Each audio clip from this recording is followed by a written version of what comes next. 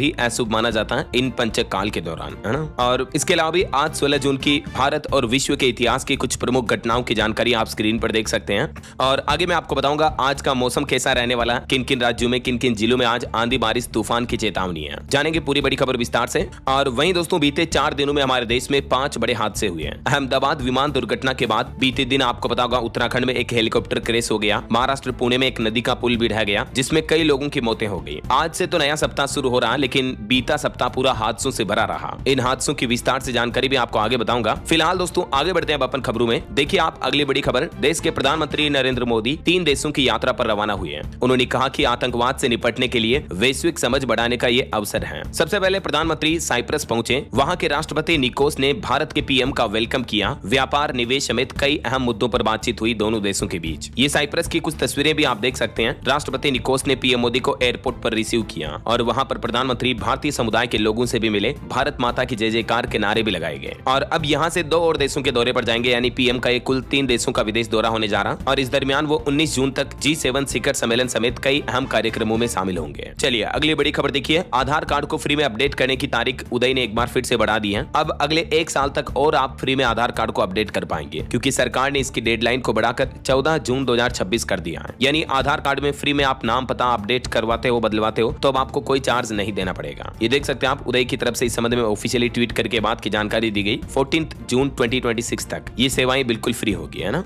और इसके अलावा दोस्तों आज 16 जून से ही यूपीआई के भी कुछ नए नियम लागू होने जा रहे हैं। अगर आप भी गूगल पे, फोन पे, पेटीएम, भीम वगैरह इनका इस्तेमाल करते हो तो अब पहले से ज्यादा फास्ट होगा आपका यूपीआई भुगतान करना, पेमेंट करना, क्योंकि आज 16 जून से जो नए नियम लागू होने जा रहे हैं, टाइमिंग को लेकर बदलाव होने जा रहा है। देखिए इन सेवाओं के लिए अब कम समय लगेगा। जैसे कि अब यूपीआई के जरिए डेबिट क्रेडिट के लिए जो भुगतान प्रतिक्रिया होती है उसमें जो पहले 30 सेकंड तक का समय लगता था वो 15 सेकंड ही लगेगा, मतलब पेमेंट ट्रांजैक्शन प्रोसेस में। और भी यूपीआई से जुड़ी कई सेवाओं के रेस्पॉन्स टाइम को घटाकर 30 सेकंड से 10 सेकंड ही कर दिया गया है। एनपीसीआई की तरफ से सभी बैंकों और इन यूपीआई एप्स को निर्देश भी जारी किया गया है कि अब इन सभी सेवाओं के लिए आपको कम समय लगेगा, यानी आपका यूपीआई पेमेंट और ज्यादा स्मूथ और फास्ट होगा, है ना। और वैसे नए नियमों की बात हो रही है तो अगले महीने 1 जुलाई से रेलवे के तत्काल टिकट बुकिंग के नियम भी बदलने जा रहे हैं। मैंने हाल ही में आपको डीएलएस न्यूज चैनल पर बताए भी थे इन नियमों के बारे में विस्तृत जानकारी, और भी आप कहोगे तो मैं एक अलग से वीडियो डाल दूंगा, ठीक है ना। फिलहाल देखिए अगली बड़ी खबर, अब फिर से मौका, दिल्ली के सरकारी स्कूलों में एडमिशन का दूसरा चांस मिलने जा रहा। दिल्ली के सरकारी और सहायता प्राप्त स्कूलों में दाखिले का दूसरा चरण 20 जून से ही शुरू हो रहा है। तो नर्सरी से लेकर 12वीं तक के आवेदन जो ऑनलाइन होंगे, लॉटरी के जरिए चयन होगा। अभिभावक निर्धारित समय में दस्तावेजों की जांच जरूर करवाएं।